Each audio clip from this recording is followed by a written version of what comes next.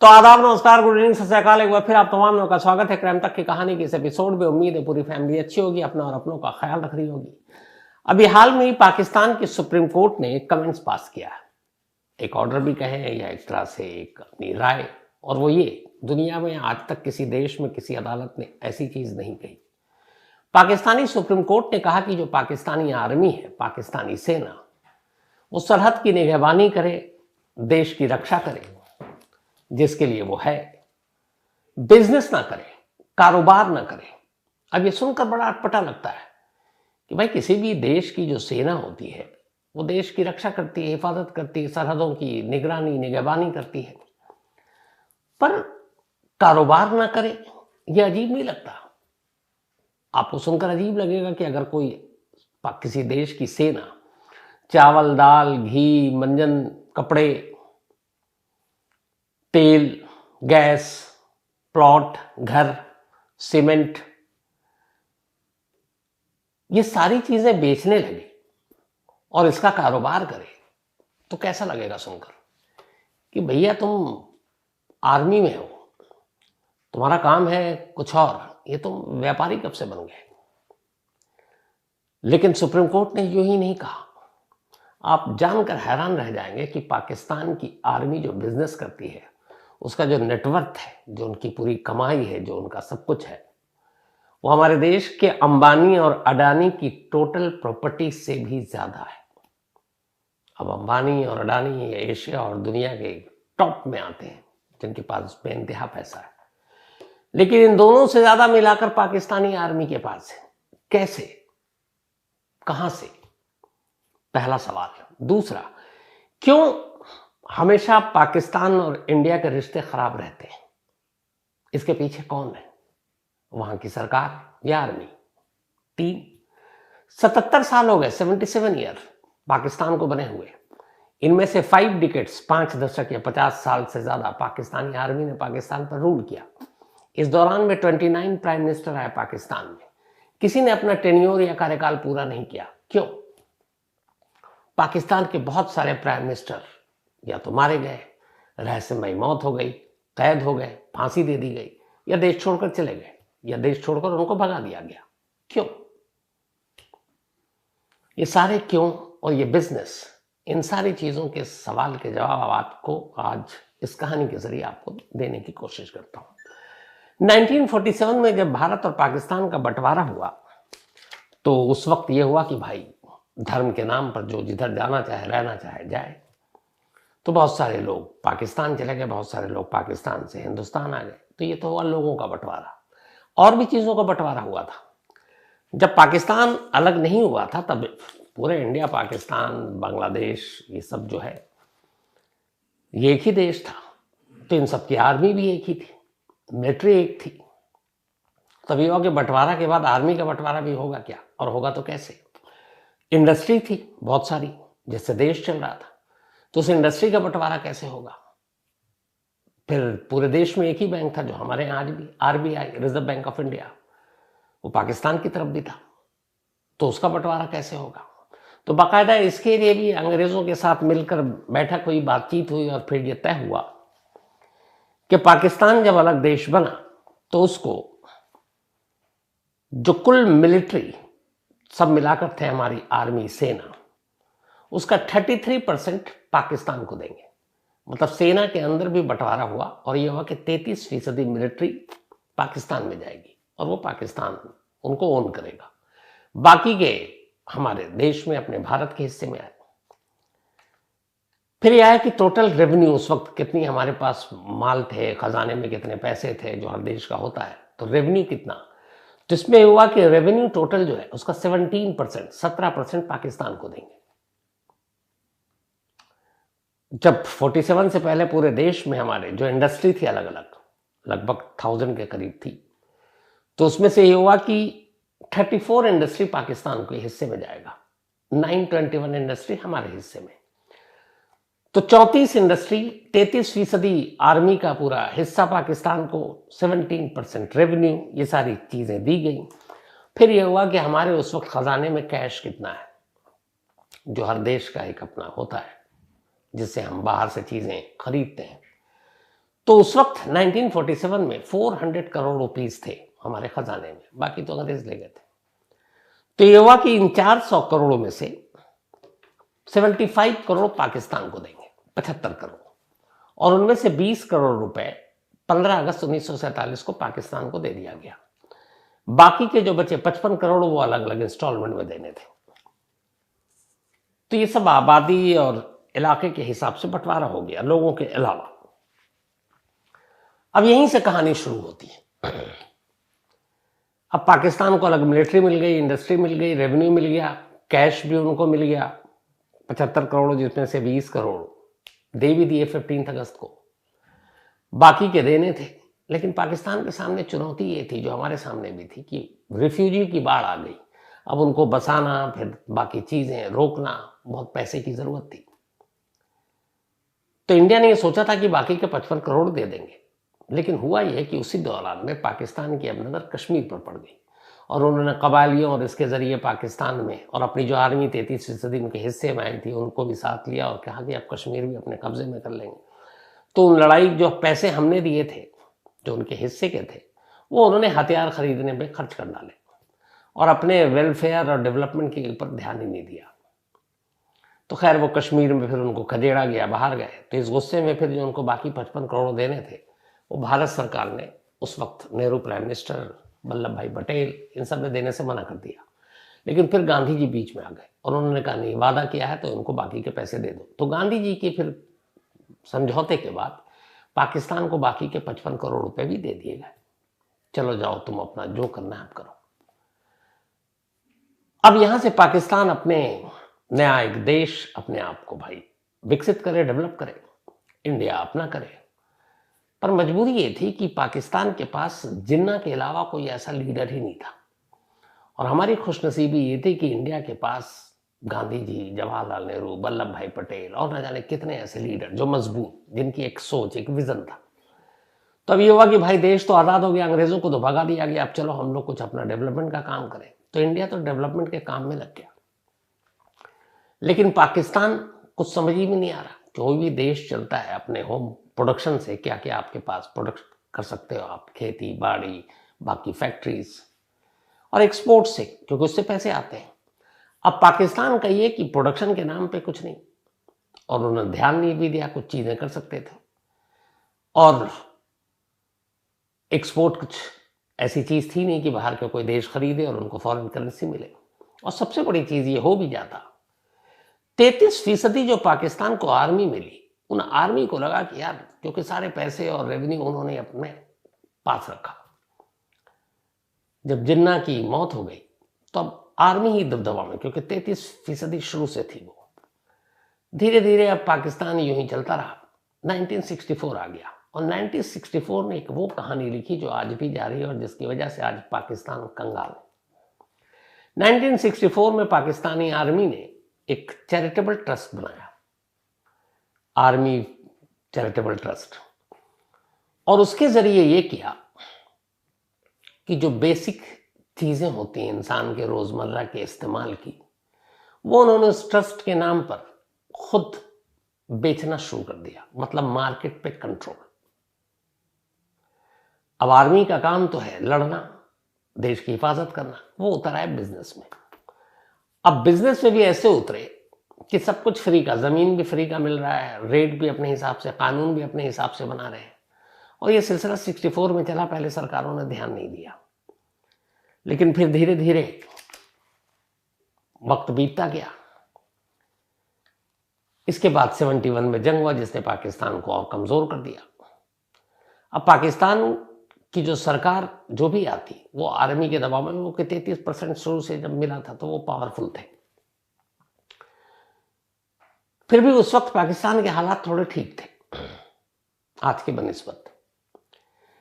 अब अचानक क्या हुआ कि अफगानिस्तान में, यूएसएसआर तब हुआ करता था, सोवियत संघ, उसने अफगानिस्तान में अपने पैर जमाने शुरू किए।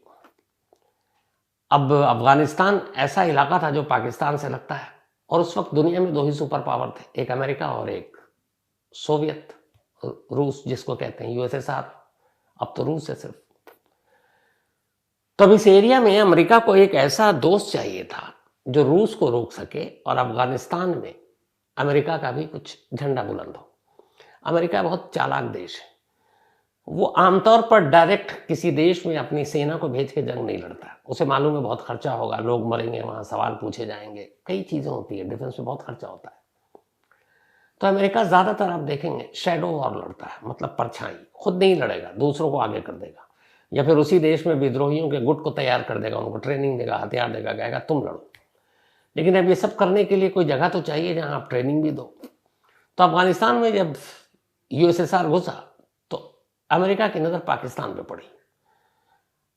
पाकिस्तान भी ये देख रहा था कि यूएसएसआर की दोस्ती इंडिया से ज्यादा है, पाकिस्तान से कम, तो उसे अमेरिका की तरफ देखना पड़ा, मजबूरी। अब अमेरिका ने कहा ठीक है, हम तुमको पैसे देंगे, तुम एक ट्रेनिंग सेंटर के तौर पर हम तुम्हारी जमीन को इस्तेमाल करेंगे, तुम जो अफगानिस्तान में ये जो मुजाहिदीन हैं और कबायली, इनको ट्रेन करो और ये लड़ेंगे यूएसएसआर से। अब पाकिस्तान ने कहा ठीक है। अब पाकिस्तान को अमेरिका ने खुलकर एड देने शुरू कर दिए। पाकिस्तान दुनिया का इकलौता वो देश है जो एड और लोन इन्हीं पे चल रहा है। तो उस वक्त खूब पैसे आए। अब पैसे आए तो ट्रेनिंग सब मिल रही है, पाकिस्तानी आर्मी और मालामाल हो गई।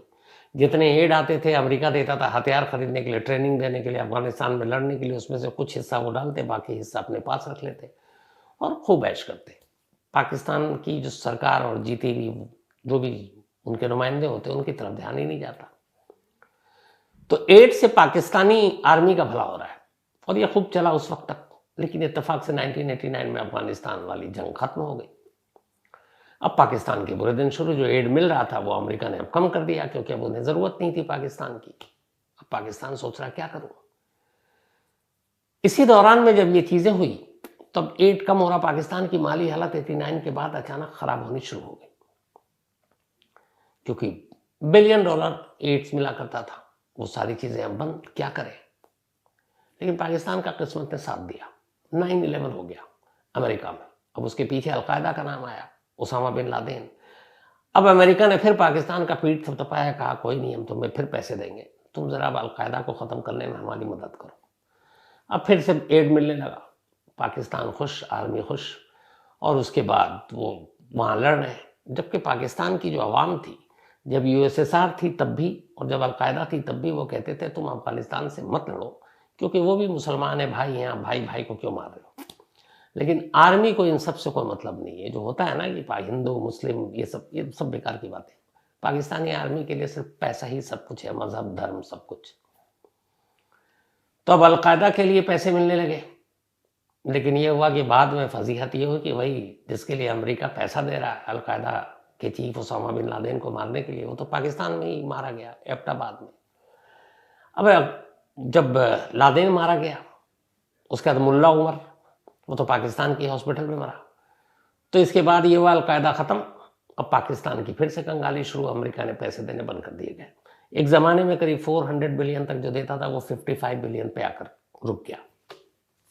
अब पाकिस्तान कहेगी क्या करूं, एड से ही देश चल रहा, अभी तक तरक्की, और जैसे हम लोग, हमारा देश कर रहा था हर चीज में तरक्की, पाकिस्तान ये सोचा ही नहीं था। तब दोबारा एड बंद। अब पाकिस्तान को लगा कि यार क्या करें।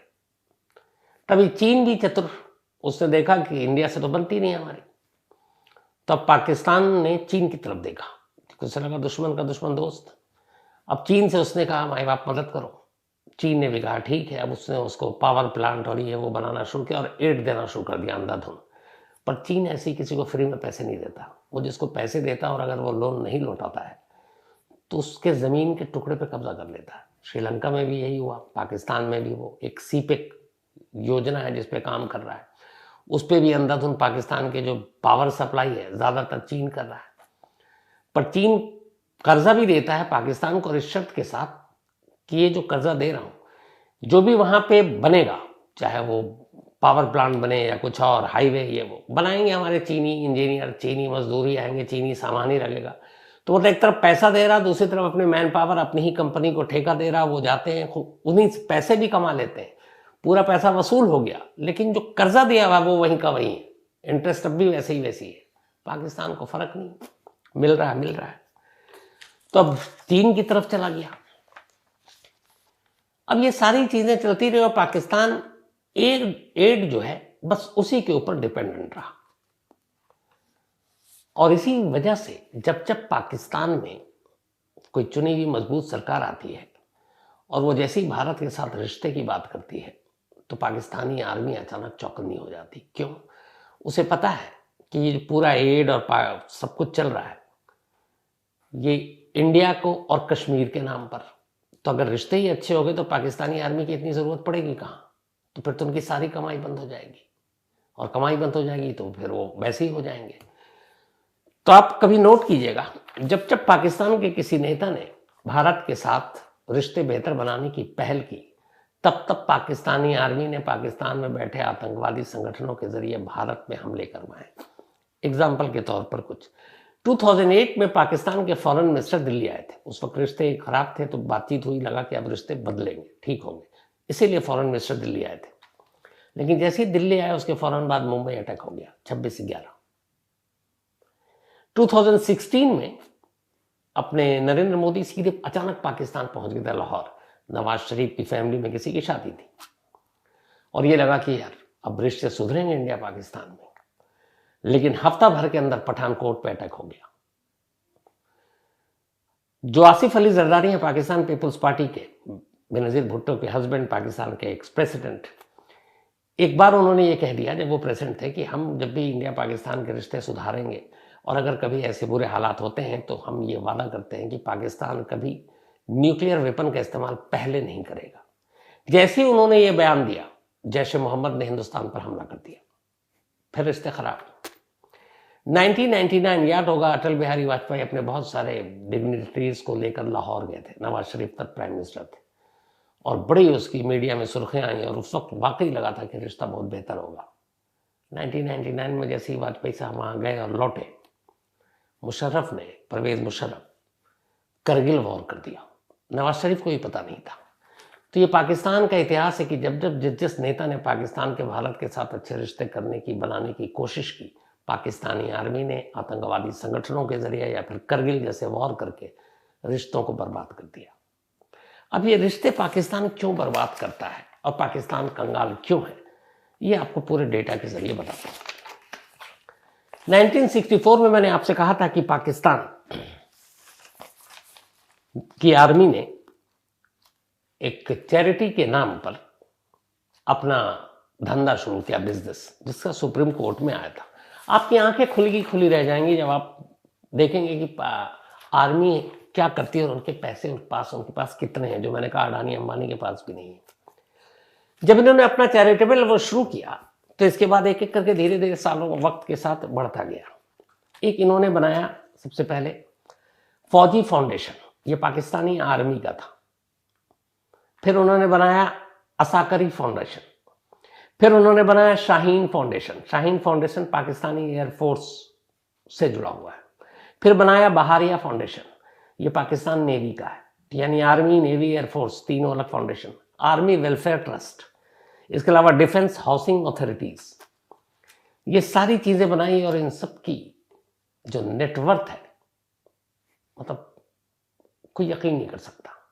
अब ये करते क्या है, ये सारी चीजें इन्होंने बना ली। इसको बनाने के बाद एक आम आदमी के रोजमर्रा के इस्तेमाल की जितनी भी चीजें हैं वो सब Pakistani army, Pakistani navy, Pakistani air force बेचने लगे। क्या क्या बेचते हैं, क्या क्या बोलूं, मतलब हो सकता है कि कोई चीज छूटी ही ना हो। ये जो बेचते हैं और इससे जो पैसा, पहले तो फायदा होता है, ये सारा जो कुछ होता है ये तय होता है रावलपिंडी से कि कौन चीज कहां किस रेट में बिकेगी और क्या क्या ये बेचते हैं। पहले उसकी लिस्ट देख लीजिए। पाकिस्तान के सबसे बड़े रियल एस्टेट डेवलपर जो है, जैसे अपने यहाँ बहुत सारे होंगे ना जो बिल्डिंगें बनाते हैं, जैसे डीएलएफ है या और भी है, पाकिस्तान में पहले नंबर पर जिसका नाम आता है वो पाकिस्तानी आर्मी का ही है। ये पाकिस्तान के सबसे बड़े रियल एस्टेट डेवलपर है। 50 अलग अलग हाउसिंग प्रोजेक्ट्स इस वक्त भी पाकिस्तान के अंदर पाकिस्तानी आर्मी से ही चल रहा है। पाकिस्तान के लाखों एकड़ ज़मीन पाकिस्तानी आर्मी ने ले रखा अलग अलग हाउसिंग प्रोजेक्ट्स के लिए। सिर्फ DHA इस्लामाबाद, ये पाकिस्तानी आर्मी का है, 16,000 एकड़ पर हाउसिंग कॉम्प्लेक्स बन रहा है। DHA कराची 12,000 एकड़ पर प्लॉट्स, घर बन रहे हैं। अब ये करते क्या है कि सरकार से ये सारी ज़मीन फ्री में लेते हैं, फ्री में लिया और इसके बाद अब उसको डेवलप करते हैं और ऊंचे ऊंचे दामों पर ये आम लोगों को घर बनाकर बेच रहे हैं, ऊंचे ऊंचे दामों पर। और सबसे बड़ी बात यह है कि जो पाकिस्तानी आर्मी जितनी भी बिजनेस करती है ना, इन सब में टैक्स में छूट है, तो टैक्स भी नहीं देना पड़ता। तो ये तो हो गया आपको रियल एस्टेट। फर्टिलाइजर, खाद और सीमेंट, पाकिस्तानी आर्मी से ज़्यादा बड़ा धंधा पाकिस्तान में किसी का नहीं है। मीट, पूरे पाकिस्तान में मीट खूब खाते हैं, पूरे मीट का कंट्रोल पाकिस्तान में पाकिस्तानी आर्मी के हाथ में है। ये जो विंड सोलर सिस्टम है एनर्जी पावर के लिए, ये पाकिस्तानी आर्मी सबसे बड़ा वहां पर इस धंधे में भी है। माइंस, बहुत बड़े, बहुत पैसे हैं इसमें। ये सारे माइंस सबसे ज़्यादा पाकिस्तानी आर्मी के कब्जे में। Health care facilities, hospital, medicine, medical store, इन पे भी पाकिस्तानी आर्मी का कंट्रोल है। ब्रेड तक पाकिस्तानी आर्मी बेचती है, पाकिस्तानी आर्मी के बेकरी में ब्रेड बिकते हैं। गैस और पेट्रोलियम आम लोगों की ज़रूरत की चीज़ है। कार में, स्कूटर पे, बाइक में आपको पेट्रोल भराना है, गैस है, घर में गैस पे खाना बनाना है। सबसे बड़ी गैस और पेट्रोलियम गुड्स की जो पाकिस्तान में जिसके पास बिजनेस है वो पाकिस्तानी आर्मी है। इतना ही नहीं, जैसे अपने यहाँ स्पेस इसरो है, अभी हम चांद तक पहुंचे, नॉर्थ पोल पे पहुंचने वाले दुनिया के हम पहले देश हैं। पाकिस्तान की स्पेस प्रोग्राम नाकाम रही, लेकिन उसके बावजूद जो उनका स्पेस प्रोग्राम को जो देख रेख करते हैं वो भी पाकिस्तानी आर्मी के अंडर में है। उनका नाम है space and upper atmosphere research commission of Pakistan, SUPARCO. ये भी सबसे बड़ा कॉन्ट्रैक्ट जो है इसका, इस स्पेस एजेंसी सुपारको का, पाकिस्तानी आर्मी के पास है। जितने PSU हैं वहां पे पाकिस्तान में, चाहे वो वाटर पावर डेवलपमेंट हो या फिर नेशनल लॉजिस्टिक सेल हो या फिर PWD टाइप की चीज हो, इन सब में भी पाकिस्तानी आर्मी का हाथ है। और तो और गेहूं, चावल, ये सब भी सब्सिडी में पाकिस्तान की आर्मी ही बेचती है। मतलब ब्रेड से लेके कपड़े, तेल, गैस, साबुन, मंजन, हर चीज आप सोचिए, दवाएं, हॉस्पिटल, घर, जमीन, प्लॉट, सब कुछ पाकिस्तानी आर्मी। अब ये पाकिस्तानी आर्मी जो बेचती है तो इसके पैसे कहां जाते हैं? एक तो टैक्स फ्री है, तो जितने भी पाकिस्तानी आर्मी के बड़े अफसर होते हैं, जनरल, इसके प्रॉफिट सीधे उनको जाता है और हर साल उनका ये बिजनेस 20 से 30% तक ग्रो करता है। और इनका ग्रो करता है और इसके बाद जो पाकिस्तान में दूसरी बेचारी कंपनियां हैं प्राइवेट, जैसे मान लीजिए हमारे यहाँ अंबानी है, अडानी है, टाटा है, बिरला है और भी है, तो ये सब सर्वाइव करते हैं, पैसे भी कमाते हैं। पाकिस्तान में पाकिस्तानी आर्मी के अलावा जितने लोग बिजनेस करते हैं लगभग बहुत या तो घाटे में है, ये मामूली मुनाफा, क्योंकि सारा मुनाफा पाकिस्तानी आर्मी, कंट्रोल है उनका। ये है तो वो नहीं बेचेगा, वो है तो वो नहीं खरीदेगा। तो जब ऐसा सिस्टम होगा, ऐसी डिक्टेटरशिप होगी तो कौन खरीदेगा? तो ये तो हो गई आर्मी की इसकी बात। अब इनका जो बंटवारा और खेल लेके आर्मी की एकता का, इसमें सबसे ज्यादा जो प्रॉफिट होता है उसमें पाकिस्तान आर्मी में जो ऊपर के पोस्ट पे है, टॉप 100, सबसे ज्यादा रकम कमाई के उनके पास जाते हैं। रिटायर हो जाएंगे तो भी उनको मिलेगा। और ये वो लोग स्टेक होल्डर होते हैं इसके, पाकिस्तानी आर्मी के जो चीफ लोग हैं, सीनियर लोग हैं। जो इसमें से नीचे के लोग हैं, जैसे आर्मी जनरल, उसकी तो बेइंतहा कमाई होती है। उसके बाद उसके 100 जो नीचे के लोग हैं, अलग अलग जनरल, उन सब की बेहतरीन कमाई होती है। जो नीचे के 50% रिटायर्ड कमांडर्स और उसके ऊपर के ऑफिशियल हैं, इससे ऊपर के पाकिस्तान आर्मी में या पाकिस्तानी नेवी में या एयरफोर्स में, इनको भी डायरेक्टली इसी का मुनाफा जाता है। रिटायर हो गए, पूरी जिंदगी आप तसल्ली से बैठकर खाइए। जो बाकी के 30% नीचे के लोग हैं और नीचे थोड़े से हैं जिनको पूरे पैसे नहीं मिल रहे, उनके लिए भी इंतजाम है वहां कि चलो तुमको एम्बेसडर बना देंगे, फॉरेन सर्विस में डाल देंगे, ब्यूरोक्रेसी में डाल देंगे। अब और नीचे आइए पाकिस्तान में, ऊपर से नीचे तक वालों का ख्याल रखा जाता है। जो नीचे के हैं बेचारे, बहुत हाई रैंक के काम नहीं करते हैं, उनको भी कहा जाता है तुम्हारे रिटायरमेंट के बाद भी तुम्हारे रोजगार या तुम्हारे खाने पानी का पूरा इंतजाम है। उनको अलग अलग गवर्नमेंट की एजेंसियां जो होती हैं उसमें लगा दिया जाता है, जैसे किसी बोर्ड में कुछ बैठा दिया कहीं और। तो ये सारी चीजें होती हैं, मतलब एक भी आर्मी वाले को छोड़ते नहीं है, लेकिन ऊपर वाले के तो कमाई की गिनती ही नहीं है कि वो कितने पैसे कमाते हैं। अब कितने पैसे कमाते हैं और कितने पैसे हैं, इसकी एक लिस्ट अगर आप देखेंगे, पाकिस्तान का जो 22-23 का बजट, आप इस तस्वीर से देखिए, टोटल पाकिस्तान का बजट वो था 9,502 बिलियन डॉलर, यानी कि 9502 बिलियन डॉलर टोटल पाकिस्तान का बजट। और पाकिस्तान के डिफेंस यानी आर्मी का बजट कितना था उसमें से 1523 बिलियन। मतलब आप अंदाजा लगाइए कि 9,500 बिलियन में से 1,500 बिलियन तो सिर्फ डिफेंस को चला गया, आर्मी को।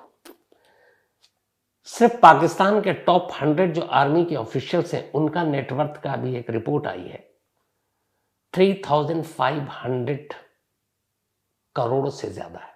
100 आर्मी के सिर्फ ऑफिशियल्स के 3,500 करोड़ रुपए। पाकिस्तान में कंगाली है, भूखमरी है, गरीबी है, लेकिन आप इनके 100 सिर्फ लोगों की कमाई देखिए। पाक आर्मी का अपना नेटवर्क जो ये आपको बताया सारा, ये जो बिजनेस करते हैं, 1 लाख करोड़, 1 लाख करोड़ है जो ये सिर्फ कर रहे हैं। अब आइए, ये सब कुछ होने की, इसके अलावा एक बड़ी इंटरेस्टिंग चीज है, पाकिस्तान के एक आर्मी के चीफ थे जावेद बाजवा, कमर जावेद बाजवा, वो रिटायर हुए, तो इन लोगों को अपना कुछ देना पड़ता है, कुछ फिगर।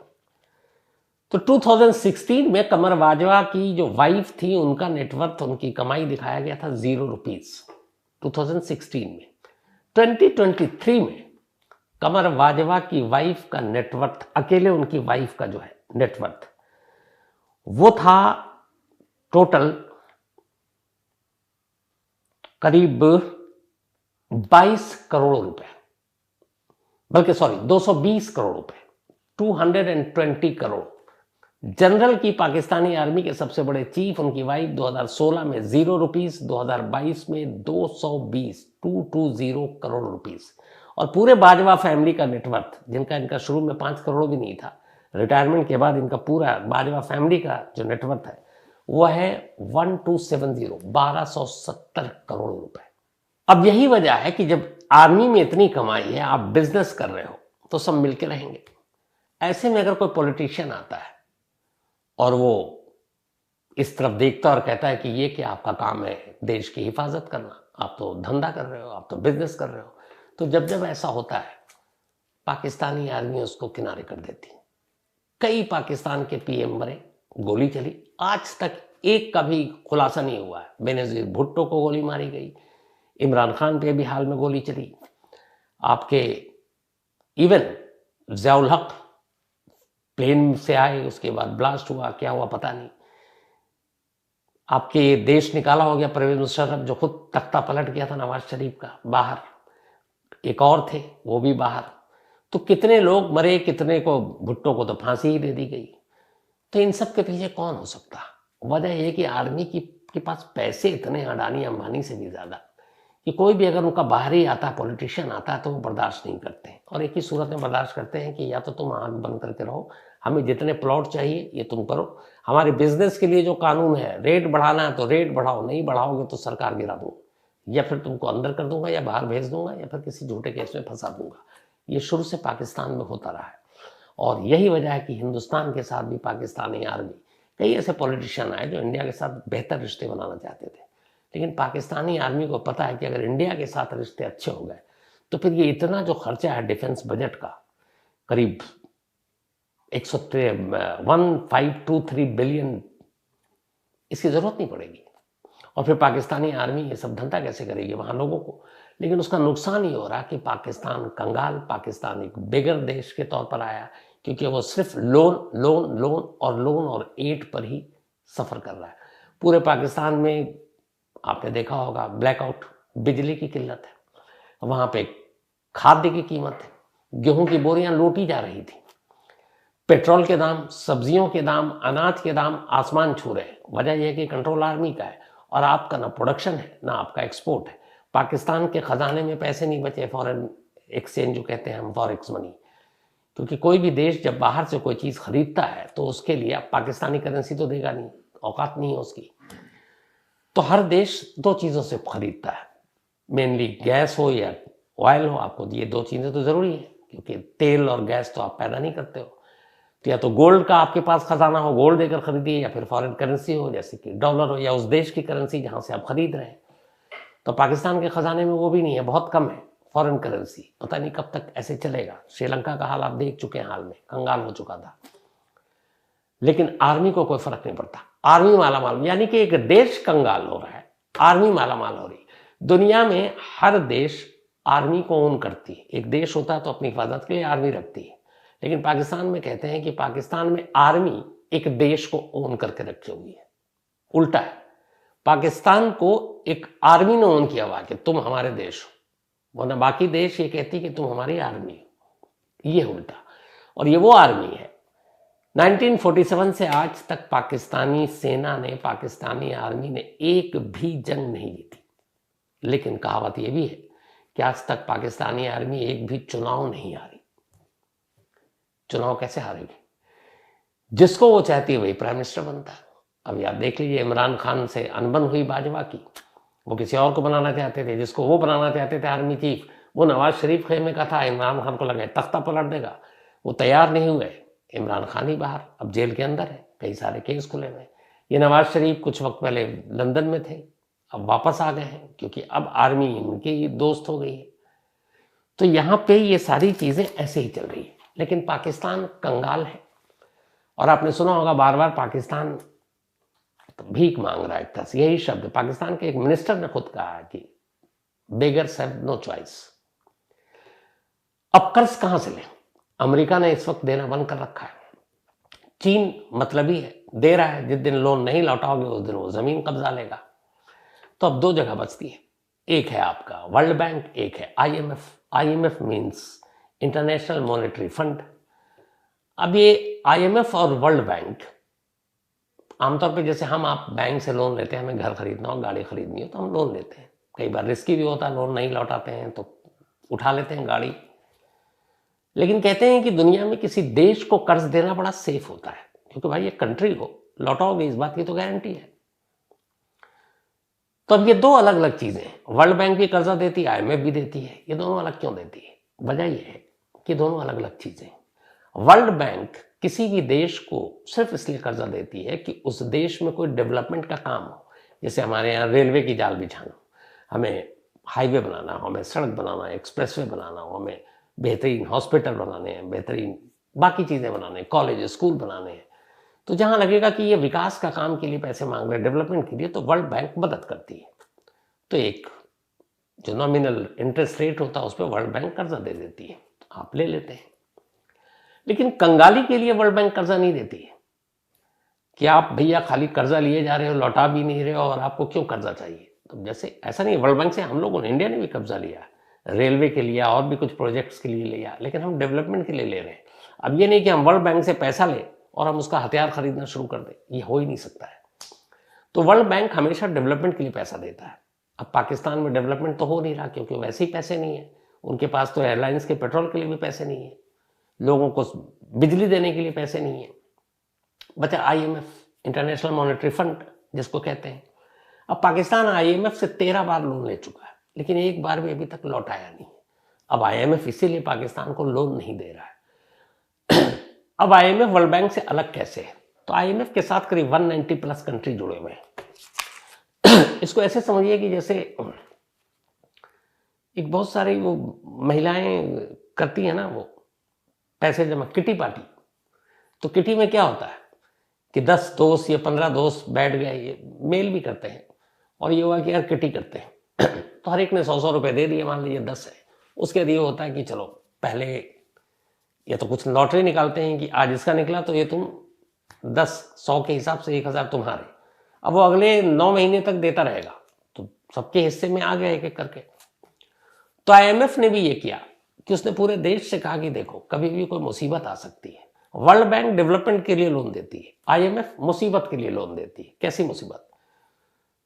आपके यहां नेचुरल डिजास्टर हो गया, भूकंप आ गया, बाढ़ आ गई, या कोई और सुनामी आ गई, तबाही आ गई, तो कहता है कि भाई ऐसे में मदद करो। ये आपके ऊपर हमला कर दिया किसी ने, जंग हो गई, जंग में सारे पुल, सड़क, जो बाकी चीजें हैं, अस्पताल, कॉलेज सब उड़ गए, टूट गए, जैसे अभी यूक्रेन में हो रहा है।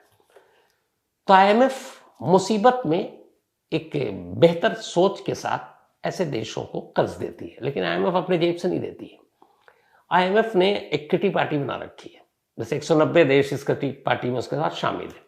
वो कहती है भाई अपने अपने औकात के हिसाब से आप लोग इसमें पैसे डालो, और जब बुरा वक्त आएगा तो ये रख लो। तो ये बड़ी अच्छी सोच है कि कभी बुरा वक्त आए किसी के भी साथ, किटी पार्टी में होता यही है ना कि कभी अचानक इतने सारे इकट्ठे पैसे हैं, किसी की मुसीबत आ गई तो लोग कहते हैं अच्छा ये वाली किटी तुम उठा लो।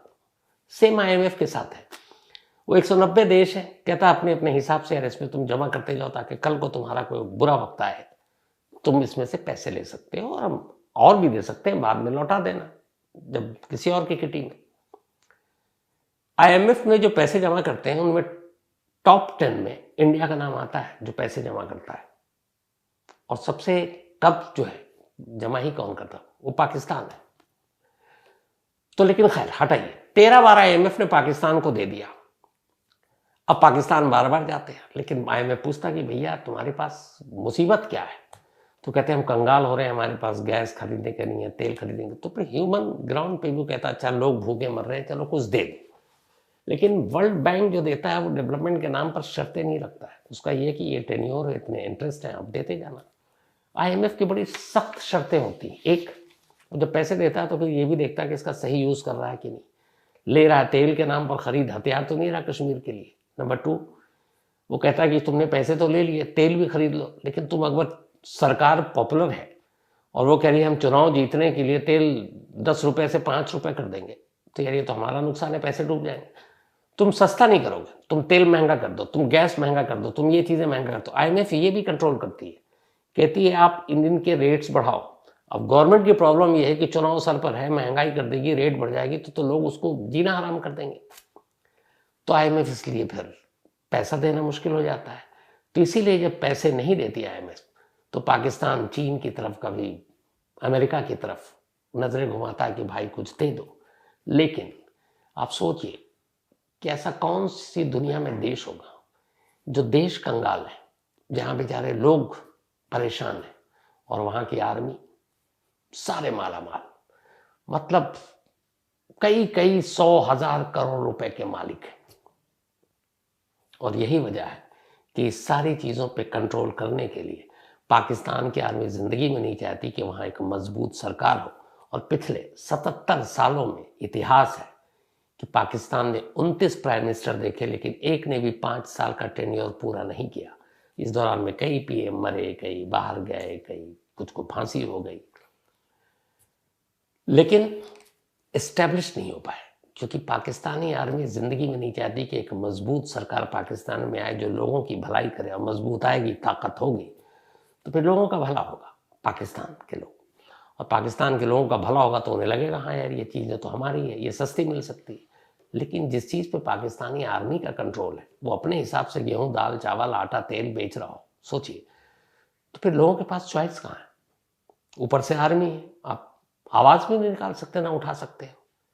एक फ्री की ज़मीन आर्मी खरीद कर 100 रुपये में बेच रही है, और वही ज़मीन एक दूसरा जो डेवलपर है या बिजनेसमैन है वो उसको 150 में अगर बेचेगा तो आर्मी वाले उसको डंडा कर देते हैं कि भाई तुम ऐसे नहीं चलेगा, ये हम बेचेंगे।